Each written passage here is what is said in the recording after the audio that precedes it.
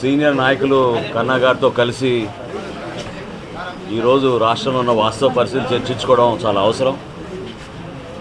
ఖచ్చితంగా మీ అందరం కూడా వైఎస్ఆర్సీపీ విముక్త ఆంధ్రప్రదేశ్ కోసం కలిసి పనిచేస్తాం. రాష్ట్రానికి మంచి రోజులు రావాలి. అంధకారంలో నెట్టేశారు జగన్మోహన్ రెడ్డి గారి ప్రభుత్వం, వాళ్ళ పార్టీ. అందులోంచి రాష్ట్ర ప్రజలకి మెరుగైన సేవలు అందించడానికి అందరం కూడా కలిసికట్టుగా పనిచేయాల్సిన అవసరం ఉందని ఈ సందర్భంలో మేము అందరం కూడా మాట్లాడుకున్నాం.